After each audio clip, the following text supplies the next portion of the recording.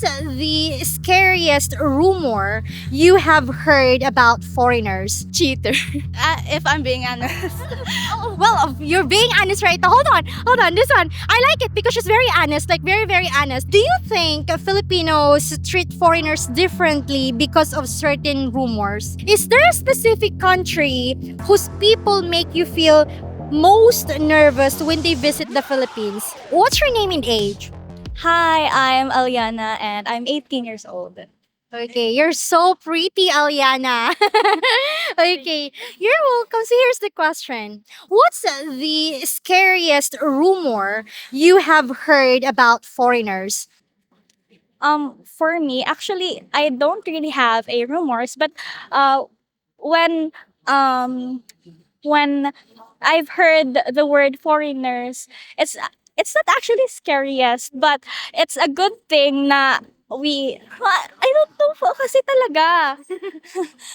I don't know po. Like, wala akong scariest rumors or narinig like about sa foreigners. Okay, so she said that she doesn't really have any scariest, she never heard any scariest rumored about the foreigners. How about you? You mentioned earlier that when you hear about the word foreigner, okay, you think something like, what is that? So, you see po kasi, okay. So, as you all know po, foreigners are very important in our community because they give the like tourists, something like that. And um, foreigners are, I've actually met a lot of foreigners in this po. And they're actually nice and fun, and actually they are um sorry, they are they are good in communicating po. Oh, those are all good things. Good fun in communicating. Okay, so that's when you hear the word foreign, that's what you're thinking, that's your thought about them. Okay, well, do you think Filipinos treat foreigners differently because of certain rumors or, anything? Since you never heard any rumors, do you think Filipinos treat them differently? Yes, I do, because sometimes they misinterpret them, or like they think foreigners are more rich than us, and then they sometimes ask for their monies. So how do Filipinos treat them?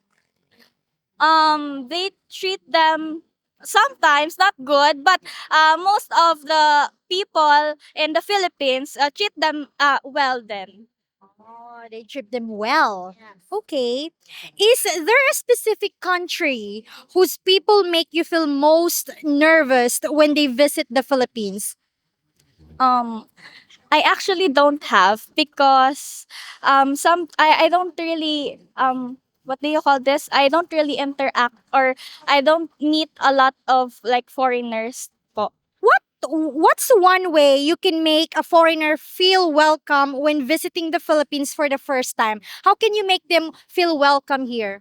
Of course, I will greet them with open heart, and yeah, and if they ask for something, I would also help them, because I am a citizen, or I am living here in the Philippines. So if they ask something, I would surely answer their questions. So are you single or in a relationship right now?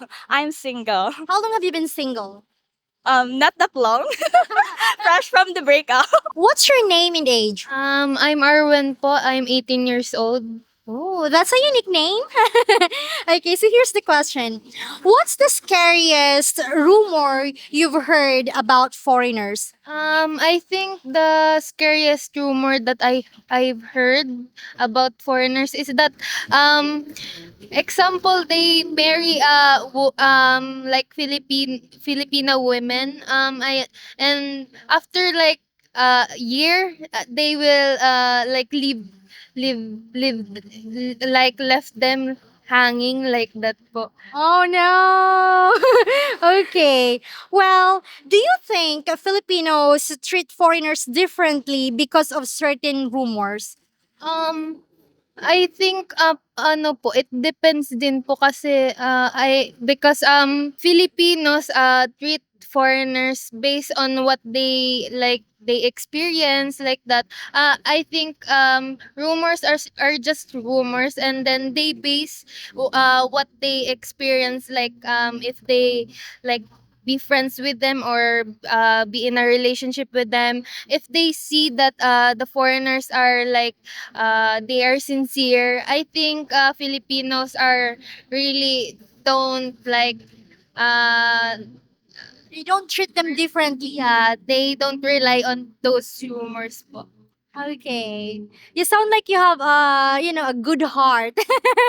Very positive actually. Okay, is there a specific country whose people make you feel most nervous when they visit the Philippines?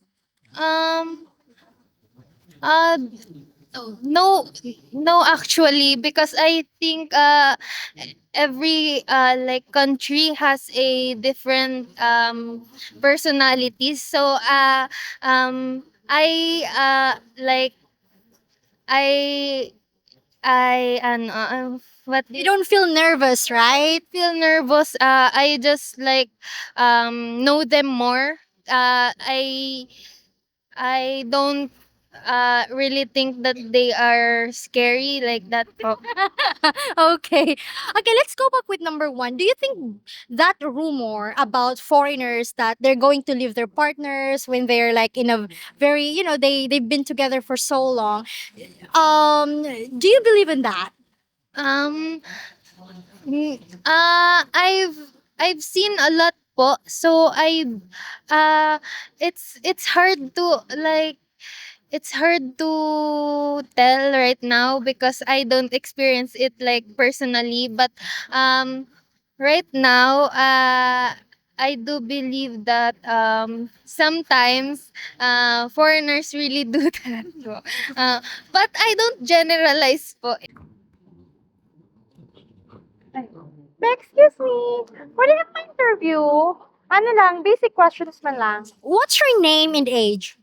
Leslie, 23 po. Okay. So Leslie, what's the scariest rumor you have heard about foreigners?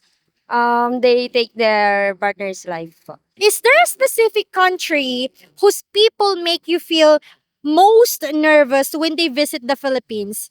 May country ka ba na pag nagdigising sa Philippines, nasusupog ka sa inda? Anong country?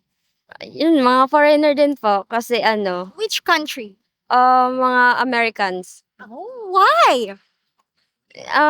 Parang ang hirap po nila anuhin, pakisamahan gano'n. Siyempre kakausapin mo ng in English.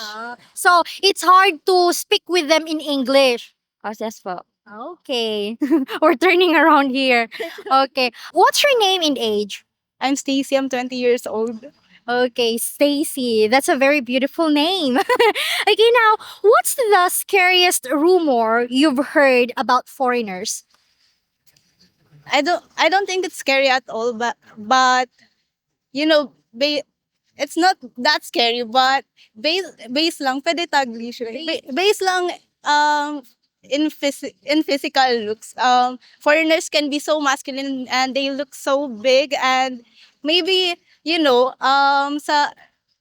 sa us as Filipinos, it may look scary. Ayoko na! It's okay. She's very shy. So, the bigger they are, the scarier for you, right? If I'm being honest. Oh, well, you're being honest, right? Hold on. This one, I like it because she's very honest, like very, very honest. Okay, this one. Do you think Filipinos treat foreigners differently because of certain rumors? Sorry if Do you think Filipinos treat them differently because of certain rumors? I don't think they treat foreigners based sa ibang humors, because as Filipinos we are known for being hospitable and welcoming to foreigners. Okay, so it's a no. Okay. Now, is there a specific country whose people make you feel most nervous when they visit the Philippines? Most scary.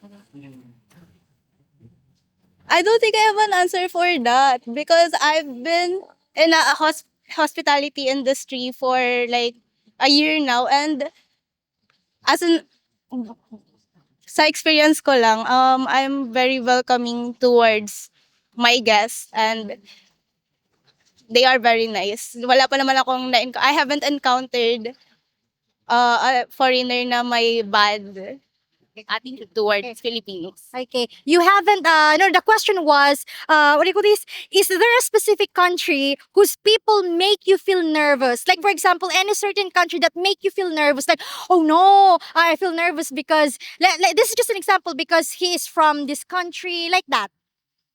Okay, I might say United States. Why? Because for me, I'm not really good in communicating in English, you know. Yes, you are. No, I'm not. Honestly, I'm not very good yet, but you know, minsan their accent may come off as I mean, the speed in their The speed and then the accent make you feel nervous. Like, no, it's okay. Last one. She's very shy now, very shy. Last one, Be, last one. What's one way you can make a foreigner feel welcome when visiting the Philippines for the first time? Like for example, that person, he's visiting the Philippines for the very first time. So how are you gonna make him feel welcome? How are you gonna make him feel welcome? of course, I'm gonna make him feel very welcomed. No idea. It's okay. What's your name and age? May po, I'm 23 years old. Okay. So May, right? May. Okay, so here's the question, May. What's the scariest rumor you've heard about foreigners? Cheater. Oh no. How can you say that they're cheaters? Like, or how can they say that they're cheaters? Because they find beautiful girl, or they see other woman or whatever. Is there a specific country whose people make you feel most nervous when they visit the Philippines? Country. May bansa ka ba na yung ano na nakapag pan-nervous sa imo pag nagdigdisin na sa Pilipinas?